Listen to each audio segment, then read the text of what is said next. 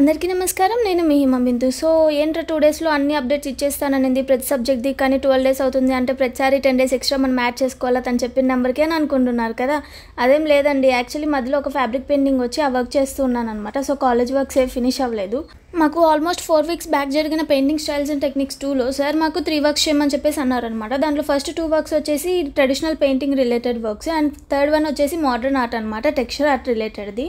So నేను first one వచ్చేసి పటచిత్రాలు Radhakrishna theme ఉండే సెలెక్ట్ చేసుకొని ఒక ఇమేజ్ వేసాను అనమాట. అండ్ సెకండ్ వన్ వచ్చేసి గోండ్ ఆర్ట్ వేయమన్నారు. క్లాస్లో ఉండే ప్రతి ఒక్కరు గోండ్ ఆర్టే వేయాలి. సో నేను ఫిషెస్ అండ్ క్రేన్ థీమ్తో ఒక ఇమేజ్ సెలెక్ట్ చేసుకొని వేసాను. అండ్ థర్డ్ వన్ వచ్చేసి క్వైట్ ఇంట్రెస్టింగ్ టెక్స్చర్ ఆర్ట్ రిలేటెడ్ది కదా. సో అదైతే ఇంకా ఫినిష్ అవ్వలేదు. దాన్ని ఏంటంటే నేను ఒక థీమ్ తీసుకొని వేద్దాం అనుకుంటున్నా. బట్ యాక్చువల్లీ సార్ అయితే థీమ్ ఏం లేకుండా కూడా వేయచ్చు అన్నారు. బట్ నేను అలా వేయాలనుకుంటున్నాను. సో మీకు ఈ డ్రాయింగ్స్ ఎలా అనిపించాయో కమెంట్ చేసేయండి. అలాగే నేను నెక్స్ట్ రీల్లో నా నెక్స్ట్ టెక్స్చర్ ఆర్ట్ పోస్ట్ చేయబోతున్నానా, లేదంటే డ్రాయింగ్ బేసిక్స్ క్లాస్ 2లో మేము వేసిన ఫుల్ ఇంపీరియల్ షీట్లో వేసిన 15 స్టీల్ పాత్రలది పోస్ట్ చేయబోతున్నానో గెస్ చేసి కమెంట్ చేసేయండి. Thank you.